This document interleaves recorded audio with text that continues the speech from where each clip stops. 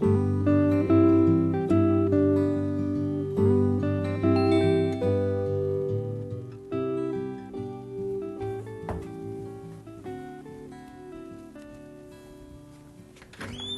look who's here.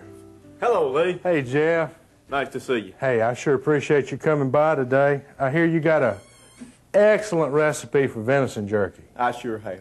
Well, good. I heard that yours has a couple of extra ingredients a lot of folks don't use, and I heard that you might be willing to share some of those with us today and find out how you do it. I'm going to tell you about it. Good. Let's go in the kitchen and do it. Let's go. Go ahead. Jeff, I've gotten all those ingredients you said you needed for your venison recipe.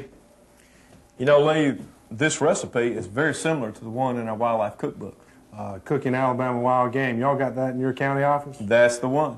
How much does it cost? I think it's about $4. Geez, that's a pretty decently priced cookbook, isn't it?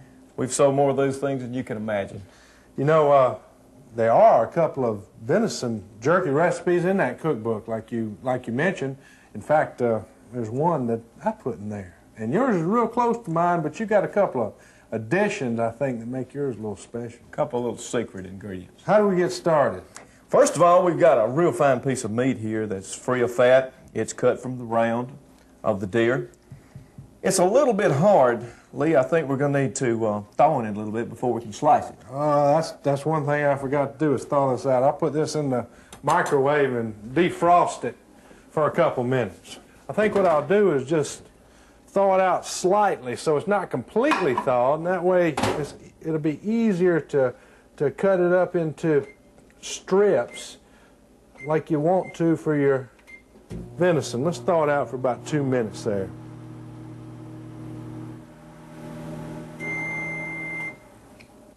Great. It's done, Jeff. I think we got it just like we need it. All right, Jeff. We got it out the microwave. How do we cut this up now? Well, first of all, we're going to put it on this cutting board, Lee.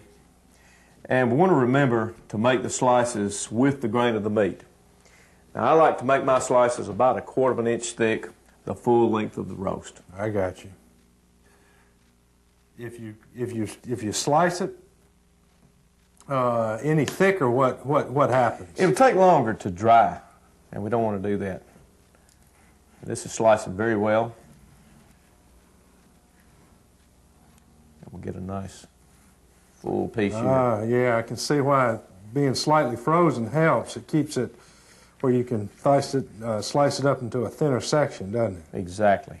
What do you do? Show me how you would cut one of them. Do you cut one of these up into a smaller piece? Like, how would you slice that? Would you dry it like that, or would you slice it some more? No, Lee, we're going to have to slice it some more into thinner slices and do 1/4 by 1/4 inch pieces. Yeah. Also the full length. And these are real easy to do because you've got such thin pieces to go through. All right, Jeff, you're there on your last piece of meat. You've got it all cut up into strips. Now, what do you put it in now?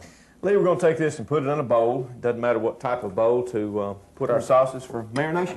Oh, good, good. Let me move this stuff out of your way, and you can tell us what herbs and spices. Maybe we can get at the heart of this secret recipe now. Well, it looks like we're just going to have to let the cat out of the bag, but the two secret recipes are liquid smoke and a Cajun seasoning. Oh, liquid smoke. Now, that's a good idea. Why'd you come up with that?